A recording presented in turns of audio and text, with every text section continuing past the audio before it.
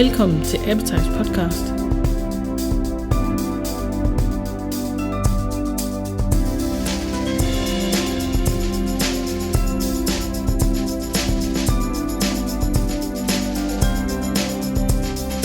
Hej og velkommen til APPETIZE Podcast. Hvert år offentliggør den amerikanske avis New York Times en liste, der hedder 52 places to visit. Altså 52 steder, de anbefaler man besøger rundt om i verden. I 2019 var Aalborg så heldig at få en plads på den meget eksklusive liste, og det skabte også lidt røre i diverse medier herhjemme, heriblandt også vores. Og i dag der har jeg en snak med journalisten Sebastian Modak, der efterfølgende fik opgaven med at bruge et år på at besøge alle 52 steder og derefter skrive om det. I maj der besøgte han Aalborg og skrev om sine oplevelser i New York Times. Sebastian han er amerikaner, og derfor foregår interviewet på engelsk. Hi Sebastian, and welcome to our podcast. Thank you for participating once again. Thank you for having me. I want to start off by talking a little bit about your background. You grew up all over the world, isn't that? Yeah, so my mother is from Colombia and my father's from India. But I was born in the U.S. and I don't know, I think they decided as a compromise between where they're from, they were just going to move every 4 years or so. So my brothers and I, we grew up moving about every 4 years. I was in Hong Kong and Australia and India, and then Indonesia is where I went to high school in Jakarta, Indonesia. And so graduated from high school in Indonesia, went back to the US for college, lived in Botswana for a while. So I've kind of been all over the place my whole life. Never really spent, I think the longest I've spent anywhere is here in New York, and that's been about 5 years. So. Okay. Yeah. And you live in Harlem in New York? I do. I live in Harlem in Upper Manhattan. It's a beautiful neighborhood. Yeah. And how did you become a travel writer? Yeah, so it wasn't really, I didn't really go into my career out of college being like, I'm going to be a traveler, to write about travel. I think everyone who likes to write and likes to travel dreams about that as a job for sure.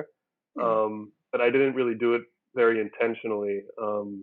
I graduated from university in 2010, which was, only 2 years after the last financial crash. So it wasn't really the best time to be looking for jobs, especially as a writer.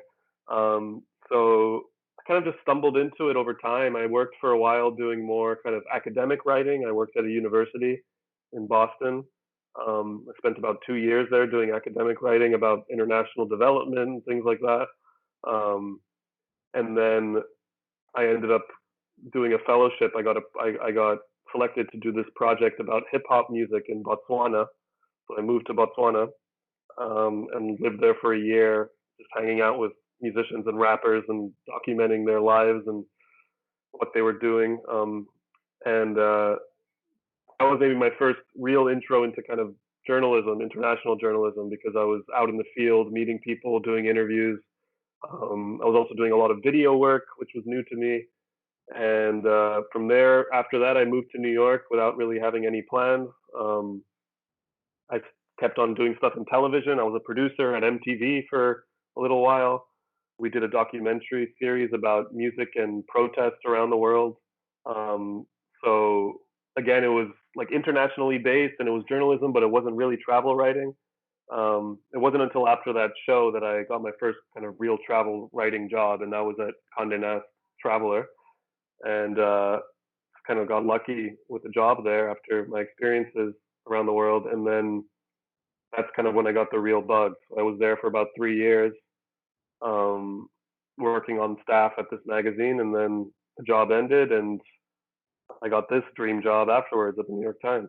So that's kind of my story. So it wasn't really a linear working towards travel writing job. I think there was always some travel aspect to it or some international aspect to my work, but travel writing per se has only really happened in the last 4 or 5 years.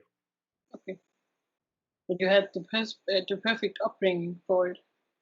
Yeah, I think that was a big part of it. I mean, I think it's kind of natural that I ended up doing it because it's what I know best. I think I'm very comfortable when I'm in a place, I'm very comfortable outside of my comfort zone, if you will, because I kind of grew up that way. Do you get kind of, I don't know the word, stressed if you're in one place too long? I think so. I think that's why these last couple of months in lockdown in New York have been difficult, especially coming right after getting on a plane every week for a year. Yeah. I definitely do get a little bit restless. I'm trying to teach myself though that especially as I get older, that it's okay to have some roots and some stability.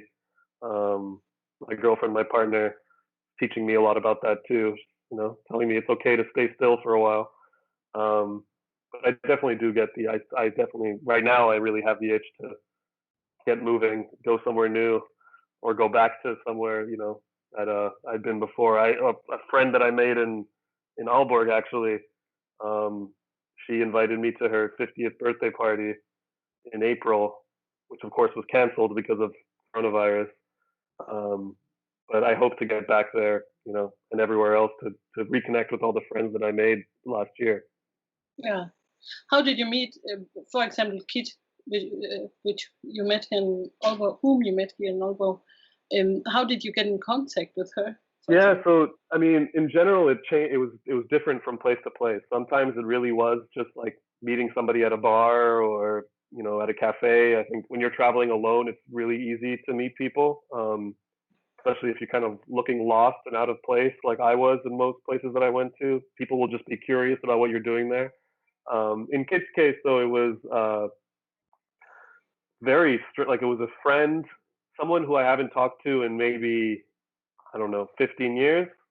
Mm-hmm. Someone who I went to school with in Indonesia. Her mother was friends with Kit from years ago, and when this person I went to school with saw that I was going to Aalborg, he was saying, "Oh, I should connect you to my mother's friend or something." So it was like 5 degrees of separation or something. Um, and then we met, and we really got along. And after the first day, she was like, "Oh, I'm gonna take a few days off work. I'll show you around." It was amazing hospitality. Um, and I was like, I really depended on the kindness of strangers like that everywhere, including in Aalborg, because I would have had a totally different experience if I hadn't met her and then met other people through her. And I really feel like I got to know the city because of that. So I was very lucky. Can we get into the background of your travel? It's New York Times has this thing called 52 places to go every year for the last 13 years. Isn't that right? Something, yeah, you know better than I do. I'm actually not even sure how long they've been doing it. Yeah. And how do these places get selected? Yeah, so they do this every year. They start very early, I think, in the year before to come up with the list, and they basically reach out to all their different writers, their foreign correspondents, their editors around the world, who submit different ideas of what should be on the list for that year. Usually, it's a mix of maybe it's well-known destinations that are on the list for some new reason. Sometimes it's very like it's because there's a new flight, or it's new trains that are easier to get to the place, or maybe there's a new museum, or just some new art scene or something. There has to be kind of a reason why the place is on the list, and then so they get this list of hundreds and hundreds of different ideas, and then the editors spend a few months going over that list and whittling it down, making sure there's a good geographical spread. But the 52 places traveler part of it was they only started doing that the year before me. So I was the second person to do this. And they had decided to start doing this thing, which was very bold, I think, to send one person to all 52 of those places over the course of the year. So spending about 1 week in each place, which was a big logistical undertaking, as you can imagine. Yeah. Yeah. How did you get picked? Good question. I don't know. A lot of luck. It was actually the second time that I applied for it. The first time I didn't get the job, but I was one of the finalists the first year. And then this time around, this is a story of perseverance as well, because I actually got laid off from my last job at Condé Nast, the travel writing job that I had. I don't know what the situation like is in Denmark, but in the U.S., media is struggling a a lot. And I was, it's kind of a rite of passage now as a journalist in the U.S. to get let go at some point because of budget cuts, and it happened to me. So I was feeling really down, and I saw that they were doing this job again, and I said, okay, why not? I'll give it one more shot. I got pretty close last year, so it was hard because I had done like my best application the year before, and I had to submit a new application. Right? But I did my best and went through multiple rounds of interviews, and I had to send videos and all kinds of stuff.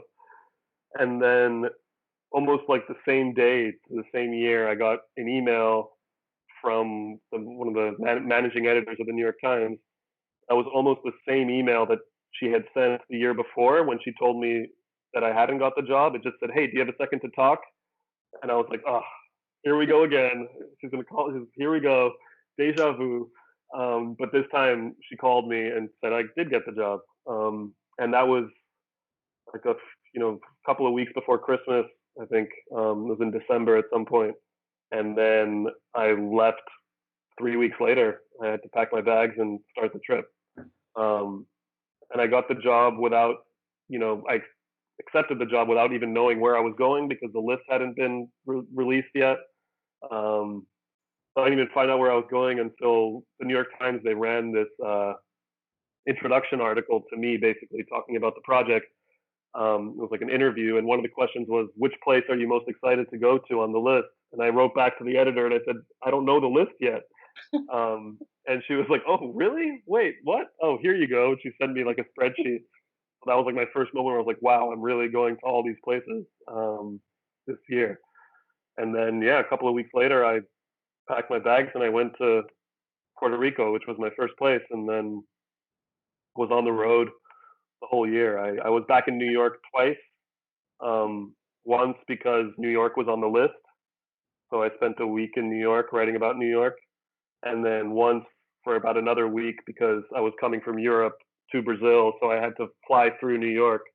So I just tacked on a few extra days to catch my breath. But otherwise, I was on the move for the whole year. You have to arrange everything yourself, from the flights to accommodation.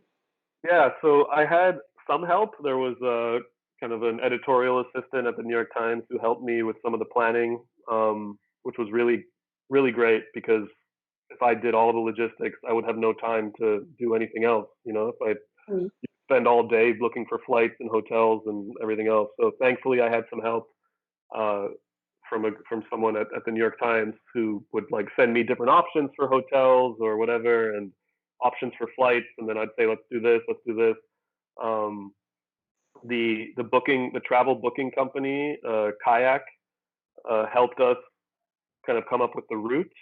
So they looked at all the different options of flights and whatever, and kind of came up with the whole year route. Although we did have to change some things throughout because circumstances change, the unexpected happens. I got stuck in the Falkland Islands for 10 days because I couldn't get a flight out because the weather was so bad. I got, canceled flights. It took me something like 50 hours to get from Mexico to Chile. And then I got off the plane and I had to get into a car and drive 7 hours through the middle of the night to get to my final destination in time. So there was a lot of unexpected things that happened. But for the most part, we stuck to a schedule that we kind of came up with at the beginning, and then we adjusted things. But we didn't book the whole trip at once because that would have been, if one thing goes wrong, it's just domino effect, right? So we would only really book 1 or 2 weeks out to each place. So it was a constant back and forth with headquarters in New York, figuring out what we were going to do next. Okay, so it was kind of an authentic travel you had because you had to do everything yourself, and you stayed in an Airbnb in Aalborg, right? Not a hotel. It was one of my favorite Airbnbs that I stayed in. I think it was, that it's on that street with all those little houses. Yeah. And I was staying in one of those houses. It was actually, I got lucky. The person who rented it to me told me I was their last guest because they were selling the place or something. They were taking it off Airbnb. So I got lucky to have got in there in time. But it was great. It was one of my favorite Airbnbs that I stayed at. Also because it came with a really cute cat. Who was very old but liked me a lot, so we bonded in that little house. Yeah, You have a cat at home as well, don't I you? do. Yeah, I do. She's sleeping like most cats do all day right now. But yeah, I missed that cat a lot on the road. Yeah, I can understand. That's cozy with the cat in the Airbnb, an added bonus. Yeah, exactly. I didn't even know when I got there and the owner was like, "Do you mind feeding the cat every day?" I was like, "No problem." Um, and we talked about in the office, are the 52 places, are they ranked or is it just in kind of Yeah, so there's people. I think people take the rankings very seriously, but I think as far as the New York Times is concerned, the only ranking that matters to them is what they put as number one. So okay, usually, what's the number one is like very intentional. Besides that, it's not really ranked.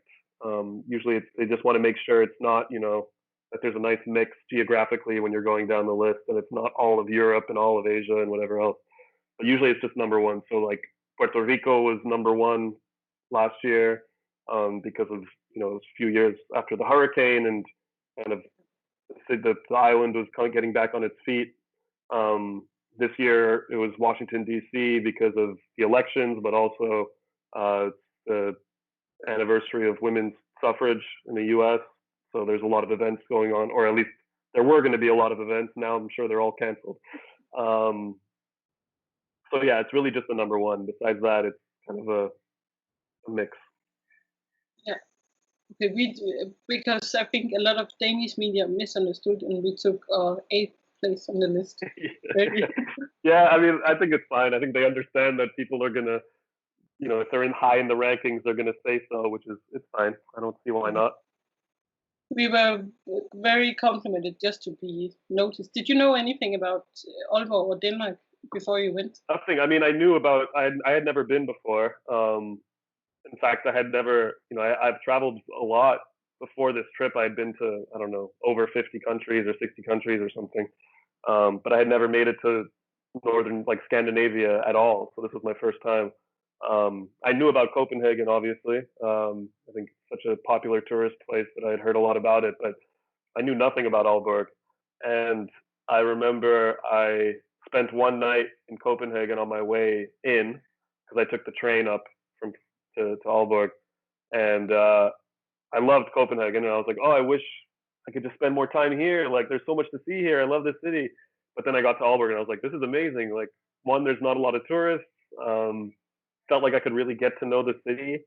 I'm now a member of the Christian the Fourth Guild.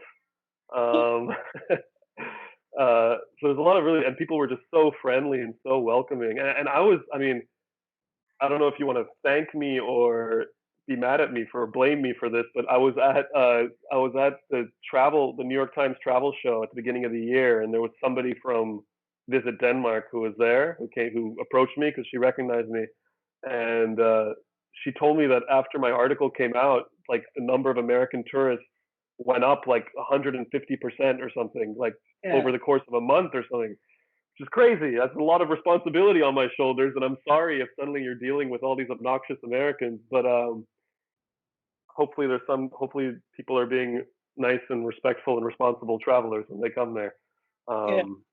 But like, yeah, I mean, I think a lot of people would never have thought of Aalborg as a place to go to on their trip to Denmark. But I think they're missing out. I think there's a lot to love about that town. Thank you very much. We take that we take great pride in our city. And it's also been in the last few years, there's a lot of cruise ships going through Aalborg as well. A lot of American tourists, and I'm sorry for it. America is far away, but I thought it was a joke until somebody actually asked me, "Is this Norway?"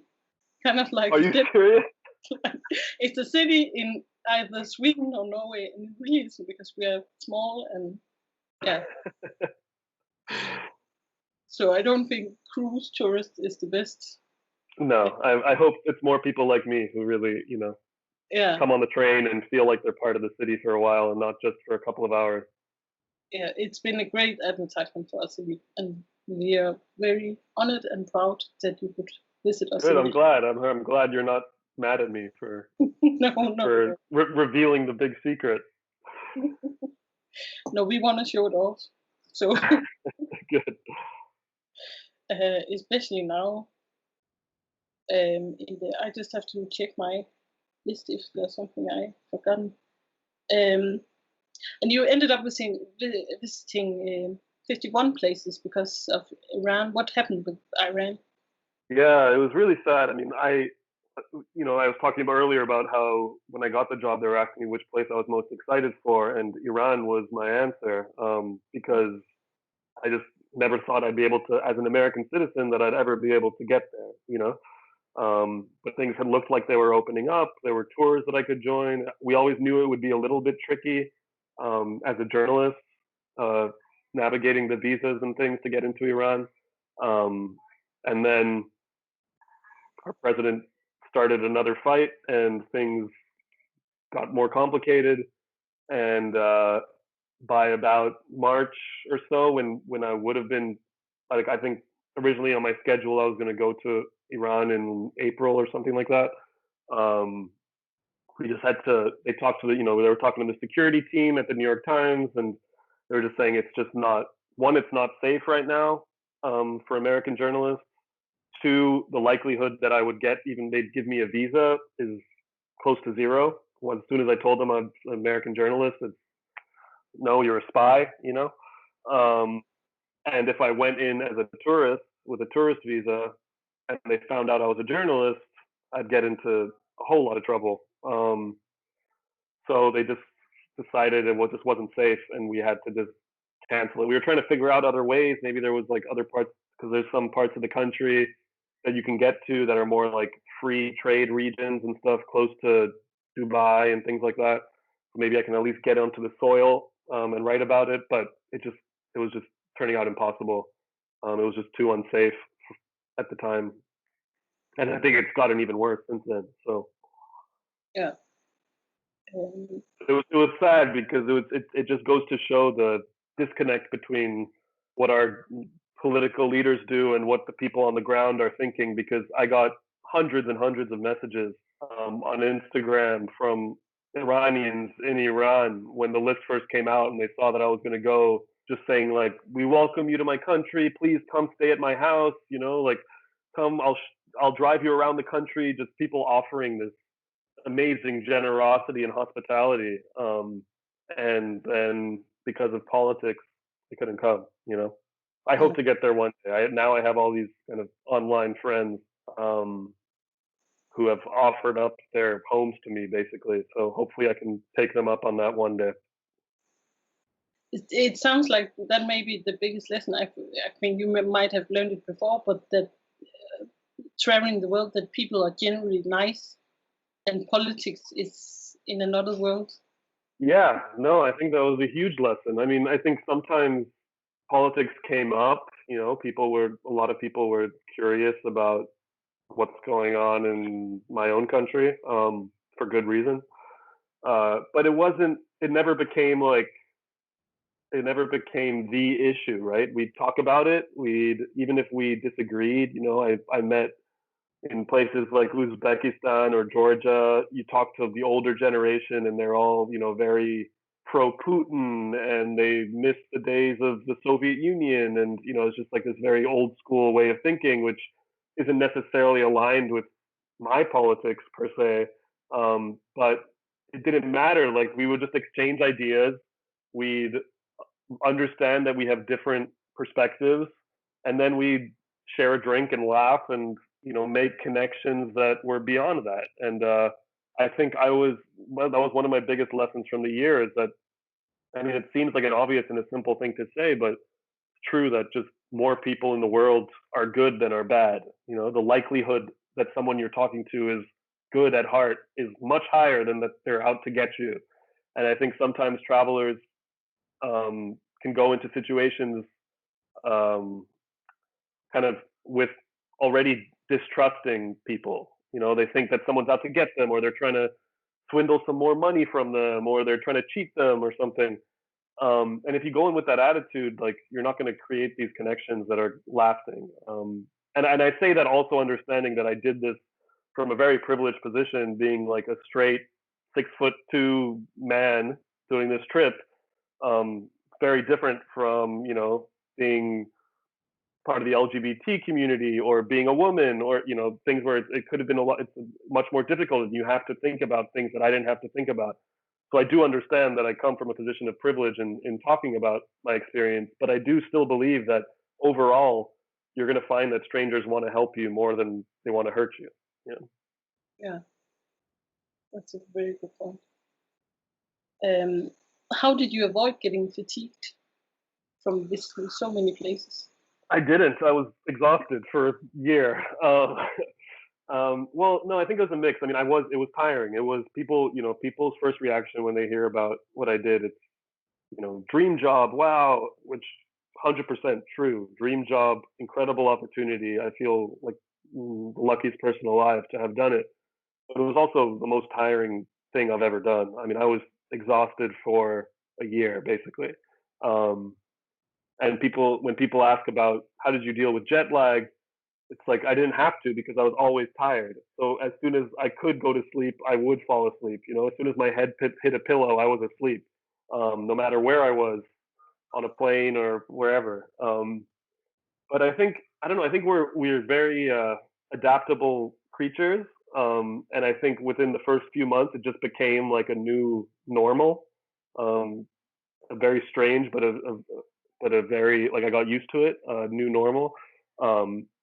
So even though my whole life was basically built around not having routines, it almost did feel like a routine, like just constantly on the move, constantly working too. I mean, that's another thing. I worked every day for 365 days. I didn't have a weekend. I was always either writing or photographing or organizing my photos or doing social media or something. There was always something to do. And I had a deadline every week. So it was constant, and you just kind of get into that routine and it starts feeling normal. But that being said, there were times when I was exhausted and there was just like nothing I could do. There were a few places I remember specifically where I just like hit a wall. I was in southern Italy and I just couldn't do anything for a couple of days because I was just so tired. Or in Scotland, I remember as well. I was just so tired, and it just it happened unpredictably, and I just had to give in occasionally and sleep. There was one night in Bulgaria where I slept for like 15 hours, and then woke up and I was ready to go. I just needed that reset. So it was. I don't think I did avoid fatigue. I think I just was fatigued for a year, but I managed to kind of adapt to a new baseline normal, I guess. Uh, so yeah, it must be weird coming home. When did you come home? So I came back towards the end of December, like a few days before Christmas, back to New York. My last stop was in Calgary in Canada, and then I flew into New York. And then I was here for about a month. I went to Mexico after a month for my brother got married, so we had his wedding was in Mexico, and then I came back to New York, and then everything happened, and I didn't leave my apartment for 2 months. So it was strange. It was strange adapting. I think it's first of all, I mean, I was looking forward to taking a break. I was looking forward to sleeping in and spending time on my couch and watching movies and reconnecting with my partner and all these things that I missed. I don't think I needed quite this much time to do it. So be careful what you wish for, But yeah, it's been strange. The first few weeks, especially, I would like wake up like in a panic, thinking I was missing a flight, or like ready to move and like wondering where I was. But actually, what was hardest about it was like because it was so different and so extreme and so sudden a shift. It almost felt like a lot of the experiences I had and the memories I had were starting to kind of drift away. Like it felt like a dream, like a whole other world that I had experienced because I was suddenly so isolated. But what I did was I just started reaching out, and I wrote about this in the New York Times, but I started just reaching out to people that I had met and talking to them about their experiences. And that helped a lot. One, because it reminded me that we really are all going through this together. You know, I was talking to a friend that I made in Siberia, and he was dealing with coronavirus as well, and he was on lockdown on his little island in Lake Baikal in Siberia. So it was this kind of comforting to be like, okay, I'm in New York, he's in Siberia, we're both going through the same stuff right now. But also just, you know, it reminded me of the people I met and the connections I made, and it just made all the memories just feel a little more real, which I think I needed that reminder. Do you keep in touch with Kit? I do, yeah. We message occasionally. It's been a few weeks, but we check in on each other. I messaged her around her birthday because I was sad to miss her 50th birthday party. But yeah, I've been trying to keep in touch with everyone. I hope to visit a lot of them again, and I hope they'll come to New York someday too when things open up. Du har lyttet til APPETIZE Podcast, der ligesom magasinet APPETIZE udgives af reklamebureauet Kreative. Husk, at du kan læse meget mere på appetize.dk og de sociale medier. Tak fordi du lyttede med.